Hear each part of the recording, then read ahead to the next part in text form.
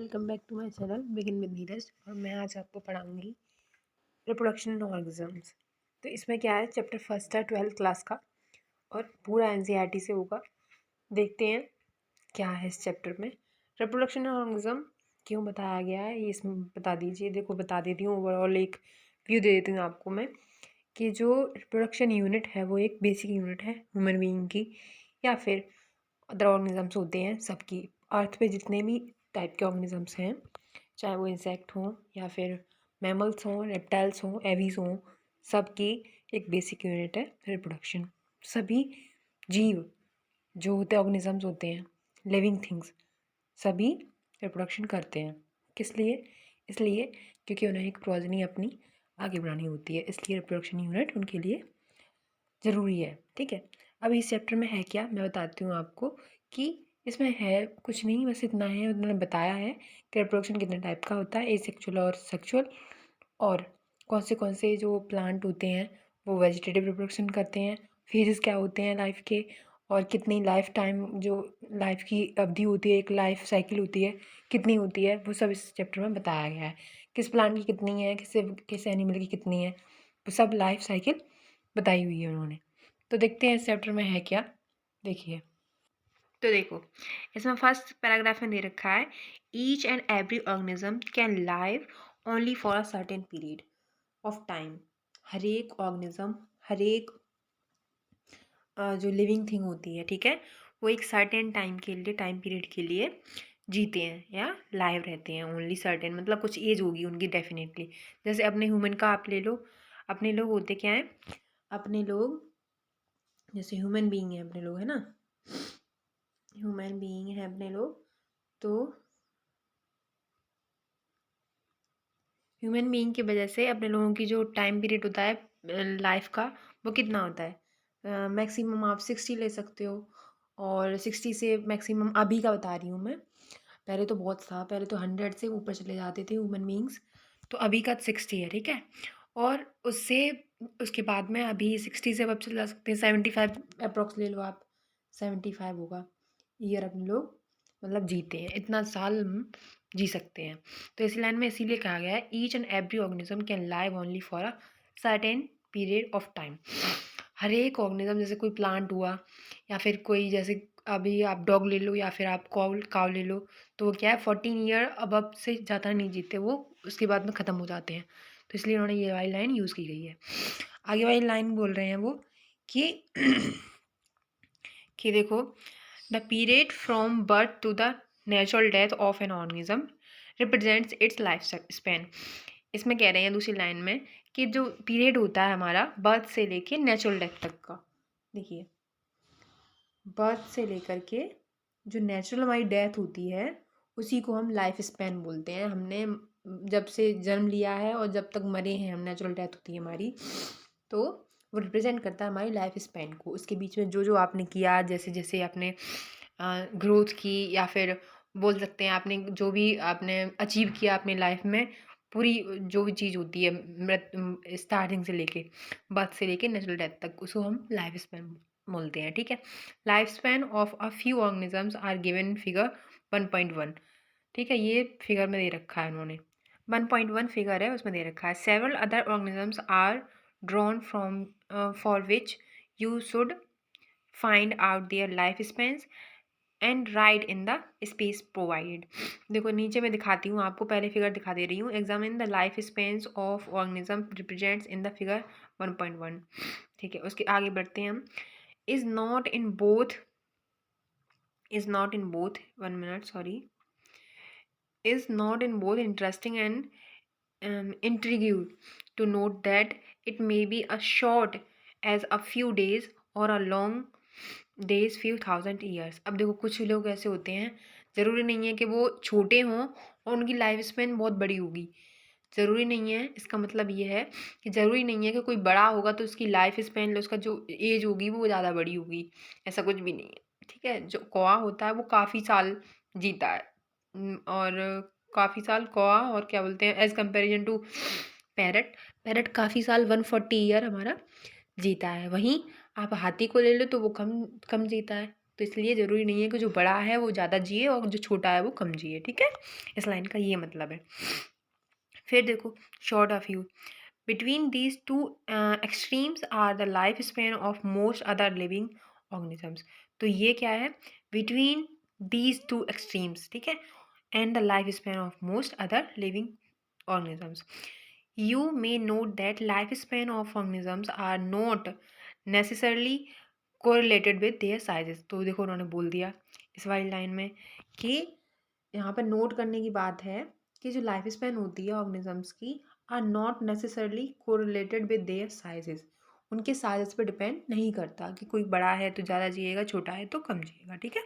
The sizes of crows and parrots are not very different. देखो आपको पता है जो क्रो होता है हमारा, कौवा होता है, उसका साइज़ और पैरट का साइज़ वेरी डिफरेंट, मतलब साइज़ में दोनों इक्वली समझ लो आप। Yet there life Spence shows a wide difference, लेकिन उनकी जो लाइफ स्पेन होती है वो बहुत वाइड डिफरेंस होता है। जैसे कौवा है तो कम जीता है, और लेकिन जो पैरट है वो 140 ईयर जीता है, तो मतलब काफ़ी डिफरेंस है उनकी लाइफ स्पेन में, ठीक है। तो ये हो गया हमारा ये। फिर उसके बाद में नेक्स्ट लाइन है हमारी, similarly a mango tree has a much shorter life span as compare to peepal tree. तो इसमें एक और एग्जांपल दे रखा है उन्होंने मैंगो ट्री का, और as compare to peepal tree. आपको पता है मैंगो ट्री हमारा ज़्यादा नहीं होता, अगर पीपल तो आपको देखो 200 साल 300 साल मतलब 400 साल बहुत पुराना पीपल देख सकते हैं अपने लोग, as compare to a mango tree, ठीक है। फिर उसके बाद में whatever be the lifespan, death of every individual organisms is a certainty। मतलब एक जो डेथ होती है ना, कुछ भी कहो, डेथ इंडिविजुअल ऑर्गेनिज्म की वो आनी है। नो इंडिविजुअल इज इमोर्टल, मतलब कोई भी एक इंडिविजुअल क्या है, अमर नहीं है, ठीक है, इमोर्टल नहीं है, एक्सेप्ट सिंगल सेल ऑर्गेनिजम्स। जो सिंगल सेल ऑर्गेनिजम्स होते हैं, अब आपको बताऊं मैं सिंगल सेल ऑर्गेनिज्म होते कौन से हैं, आपको पता है। सिंगल सेल ऑर्गेनिजम्स वो होते हैं जो अमीवा हो गया अपना, ईस्ट हो गया, ये सारे सिंगल सेल ऑर्गेनिजम्स हैं हमारे। मैं लिख दे रही हूँ अमीवा, ठीक है, फिर ईस्ट, ये हमारे सिंगल सेल्ड ऑर्गेनिजम्स हैं। ये क्या होते हैं, ये हमारे अमर होते हैं, ठीक है। Why do we say there is no natural death in single cell organism. अब ये पूछ रहा है एनसीईआरटी हमसे कि इनकी सिंगल सेल ऑर्गेनिजम्स की जो डेथ होती है वो डेथ क्यों नहीं होती है इनकी, ठीक है, ये पूछ रहा है। Given this reality, have you ever wondered how vast number of plants and animals species have excited on earth for existed on earth for several thousands of years। ये आपको बताना है। There must be some processes in living organisms that ensure this continuity। मतलब आपको पता है जो living things होती हैं उनको कंटिन्यूटी बना रही हैं। कंटिन्यूटी का मतलब क्या है कि जैसे देखो प्लांट हुआ कोई, फिर उसका हमने बीज निकाल लिया, सीड निकालने के बाद फिर दोबारा से बो दिया उसे, तो कंटिन्यूटी है उसकी, मतलब उसका एक अस्तित्व है हमारी जो अर्थ है उस पर, ठीक है, ख़त्म नहीं हुआ पूरी तरह से। जैसे इंसान को ले लो आप, इंसान क्या है, जैसे पेरेंट्स होते हैं हमारे, फिर हम आते हैं उनके बाद में, हमारे बाद और कोई आएगा, तो क्या है वो कंटिन्यूटी है लाइफ की, ठीक है। Yes we are talking about reproduction, इसमें हम बता रहे हैं रिप्रोडक्शन के बारे में बोल रहे हैं। समथिंग दैट आप बी टेक फॉर ग्रांटेड, अब हमें इसे टेक फॉर ग्रांटेड लेना चाहिए, ठीक है। तो ये something that we take for granted लेना चाहिए हमें चीज़ों को कि हाँ यार रिप्रोडक्शन प्रोसेस हमारे लिए आवश्यकता है इसकी, इसीलिए हम अपनी प्रोजनी को आगे बढ़ा सकते हैं, अदरवाइज हम अपनी प्रोजनी को किसी दिन ख़त्म कर देंगे, ठीक है। तो हम आगे चलते हैं, अभी देखो क्या है। अब देखो इसमें लाइफ स्पेन दे रखी है, एलिफेंट की लाइफ स्पेन है, रोज़ की लाइफ स्पेन है, तो आप इन सबको क्या करें, फिल करें। एलिफेंट की ढूंढें कितनी है लाइफ स्पेन, रोज़ की कितनी है देख लेना। पता नहीं मुझे इसका पता नहीं, लेकिन कुछ चीज़ों की बता दूंगी मैं। जैसे इसका 1 to 2 वीक होता है, इसका 14 ईयर होता है, देखिए 14 ईयर होता है इसका, ठीक है। इसका 15 ईयर होता है, ठीक है, एज़ कम्पेयर टू पैरट का 140 होता है। इसका बता सकती हूँ मैं आपको, इसका भी 14 होता है लगभग, ठीक है, 140 ईयर होता है। इसका क्रोकोडाइल देखो 60 ईयर होता है। हॉर्स का बताना है आपको। फिर जो हाउस फ्लाई होती है, फ्रूट फ्लाई होती है, उसका बताना है आपको, अप्रोक्स 7 डेज होते हैं। और फिर ये राइस प्लांट बताना है, 3 to 4 मंथ होता है राइस प्लांट, ठीक है, 3 to 4 मंथ्स होता है, मंथ्स समझ लेना आप। फिर जो टोर्टोइज होता है वो 100 to 150 ईयर जीता है, और बनियान ट्री आपको पता है 2000 मतलब 2000 ईयर तक जीता है। मतलब कितना, देखो आप कितना ज़्यादा जी रहा है वो, ठीक है।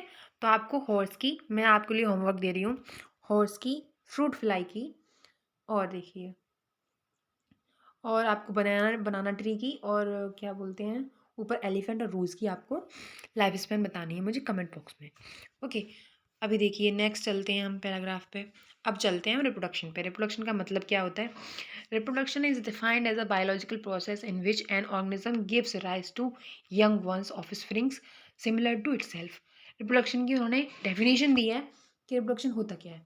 अब रिप्रोडक्शन में क्या, देखो, डिफाइंड एज बायोलॉजिकल प्रोसेस, ये कैसी है? एक बायोलॉजिकल प्रोसेस है reproduction in which an organism gives rise to, मतलब गिव्स राइज का मतलब है कि देता है यंग वंस। यंग वंस मतलब एक नया, नए नई लिविंग थिंग्स देते हैं, जो इसे हम ऑफस्प्रिंग बोलते हैं। Similar to itself, similar to itself मतलब खुद से जैसा, खुद के जैसा। जैसे आप समझ लो कोई मैमल है, मैमल का मतलब होता है कि मैमल में भैंस पाँव वगैरह आ जाते हैं, ठीक है। या फिर आप मेंढक ले लो मैमल में, या फिर आप उसे ले लो, क्या बोलते हैं मैमल में, मेंढक क्यों ले लो, सॉरी, बोल लो चमगादड़ होती है जो बैट होती है, वो मैमल में ले लो। तो वो क्या है, बैट अपने जैसा ऑफस्प्रिंग देगी, अपने जैसा यंग वंस देगी, ना कि हमारे जैसा, ठीक है।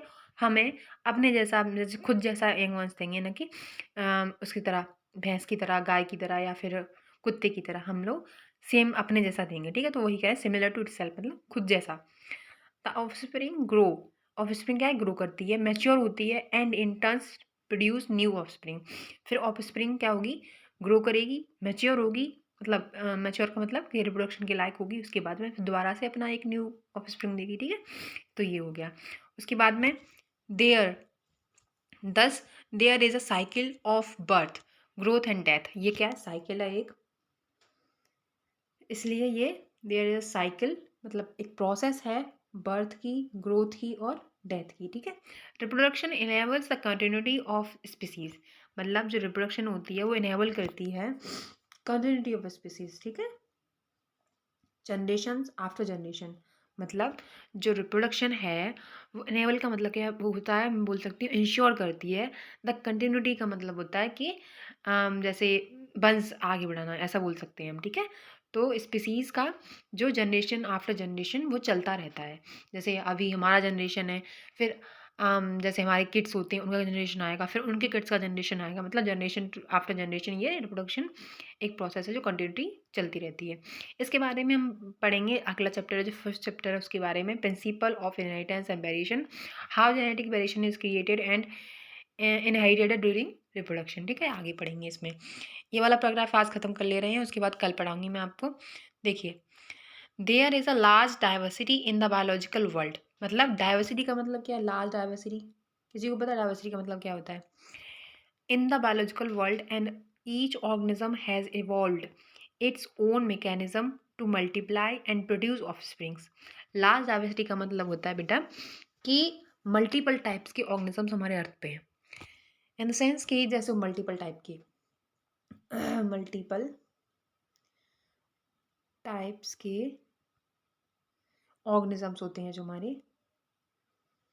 अब इसका मतलब क्या है, ऑर्गेनिजम्स का मतलब बता क्या बोल रही हूँ मैं बोल रही हूँ कि हर एक इंसेक्ट हुआ, एंजियोस्पर्म्स हुए, जिम्नोस्पर्म्स हुए, या फिर मैमल्स हुए, या फिर फिशेज हुई, ये सारी चीज़ें, ठीक है, ये सारी चीज़ें डिफरेंट डाइवर्सिटी में आती हैं। डाइवर्सिटी का मतलब मैंने आपको बता दिया कि मतलब हर एक ऑर्गेनिज्म होगा उसमें, ठीक है। जैसे एक एरिया ले लो आप पूरा, तो उसमें देखो आपको, जैसे एक तालाब ले लो आप, मैं एग्जाम्पल देती हूँ आपको। आप एक तालाब ले लो, उसमें देखो आपको मेढक मिल जाएगा, मछली मिल जाएगी, बतख मिल सकती है उसमें, और क्या बोलते हैं उनमें उनमें जो पास में केकड़े होते हैं, इंसेक्ट्स होते हैं, वो मिल सकते हैं आपको, ठीक है। आर्थ्रोपोड्स होते हैं वो मिल सकते हैं आपको वहाँ पे। और क्या बता सकती हूँ, और आसपास में जो तालाब होगा उसके पास में घास मिल सकती है, उसके पास में टिड्डे मिल सकते हैं आपको, जो ग्रास हॉपर्स होते हैं वो, और भी बहुत सारी चीज़ें होती हैं जो तालाब के अंदर मिल सकती हैं। तो मतलब एक एरिया में डिफरेंट टाइप की स्पीसीज प्रेजेंट हो सकती हैं, तो वहीं पे ये इसलिए बोल रहा है वो, there is a large diversity in the biological world, पूरे बायोलॉजिकल वर्ल्ड में लार्ज डाइवर्सिटी है, and each organism has evolve its own mechanism to multiply and produce offspring. तो हर एक ऑर्गेनिज्म, एक ओन का मतलब मैकेनिज्म होता है, ओन मैकेनिज्म मतलब एक खुद का मेथड, ठीक है, खुद के मेथड के थ्रू वो मल्टीप्लाई करते हैं एंड प्रोड्यूस ऑफस्प्रिंग, और अपनी ऑफस्प्रिंग को, ऑफस्प्रिंग का मतलब मैंने आपको बता दिया, यंग वंस मतलब एक नई जाति को या फिर नई स्प्रिंग को प्रोड्यूस करना, ठीक है, नए बच्चे को बोल सकते हो आप, नए चाइल्ड को प्रोड्यूस करना, तो उसी हम बोलते हैं ऑफस्प्रिंग, ठीक है। फिर पढ़ते हैं, देखो आगे कौन सी लाइन दे रखी है उन्होंने कि द ऑर्गेनिज्म हैबिटेट, हैबिटेट मतलब उनका जो रख रखाव होता है, रह रखाव होता है, वो अलग हो सकता है, ठीक है। Its internal physiology and several other factors are collectively responsible for how it reproduce, मतलब उनका जो हैबिटेट होगा, हैबिटेट मतलब जहाँ पे वो रहते हैं, इट्स इंटरनल फिजियोलॉजिकल मतलब उनकी जो इंटरनल चीज़ें होती हैं, जैसे कि अपने लोगों के पास में ऑर्गन्स होते हैं कि वजाना हो गया और पेनिस हो गया, तो अपने लोगों के पास में वजाना और पेनिस होता है, तो उनके पास में भी अलग अलग फिजियोलॉजिकल ऑर्गन्स होते हैं एंड सेवरल अदर फैक्टर्स होते हैं। फैक्टर्स का मतलब कुछ कारण होते हैं, कारक होते हैं, are collectively responsible for how its reproduce, मतलब वो किस प्रकार से रिप्रोड्यूस करते हैं, वो कलेक्टिवली रेस्पॉन्सिबल होते हैं। अब जैसे एक एग्जांपल ले लो आप, जैसे मैं बात करूँ आपसे प्लांट्स के बारे में, तो प्लांट्स क्या हैं, प्लांट्स में फूल होता है जो रिप्रोडक्टिव ऑर्गन होता है, ठीक है। अब जैसे उसमें उसके पास में पार्ट्स होते हैं, एक एंडोसियम होता है और एक गाइनोसियम होता है, मैं लिख के बता दे रही जो प्लांट्स होते हैं हमारे, प्लांट्स होते हैं वो कैसे होते हैं, एक उनके पास में देखो फ्लावर होता है जो रिप्रोडक्टिव यूनिट होती है फ्लावर के पास में, ठीक है। उनके पास फ्लावर के पास में देखो जो एसेक्सुअल रिप्रोडक्शन होगी वो कैसे होती है, उनके पास में गायनोशियम होगा जो फीमेल होता है, फीमेल में ऐसे रिप्रेजेंट करूँगी, देखो ये फीमेल का साइन हो गया, ये हो गया हमारा मेल का साइन, ठीक है। तो जो गायनोशियम होता है, गायनोशियम और जो एंड्रोशियम होता है,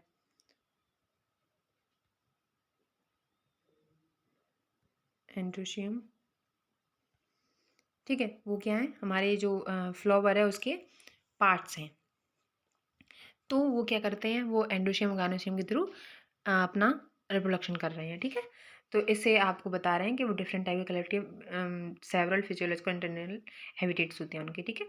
based on whether there is a participation of one organism और two in the process reproduction is, it is of two types हो सकती है, ठीक है। When offspring is produce by a single parent, मतलब उनके पास में एक ही पेरेंट होगा, या फिर मेल होगा, सॉरी, या फिर मेल होगा आपके पास में, ये मेल का साइन है, ठीक है, बता दे रही हूँ मैं आपको, और या फिर फीमेल होगा, एक सिंगल पेरेंट होगा, ये फीमेल है आपकी, ठीक है,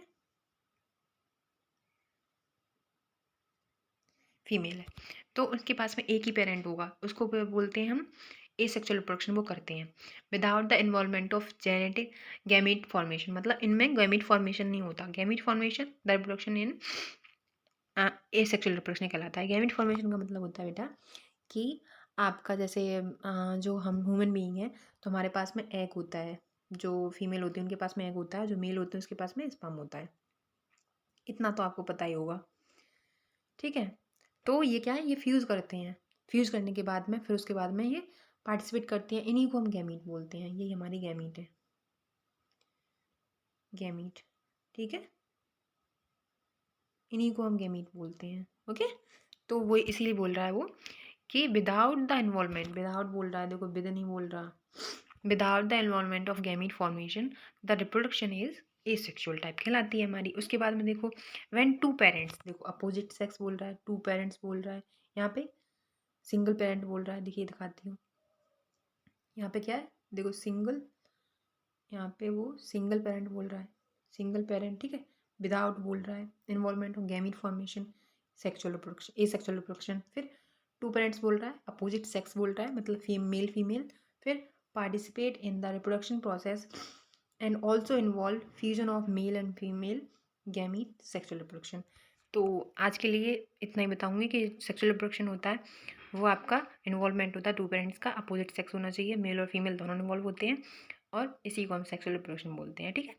और उनमें गैमीट गैमीट का फ्यूजन होता है, इसी को हम सेक्सुअल रिप्रोडक्शन बोलते हैं। आज के लिए इतना ही, thank you for watching and take care, bye.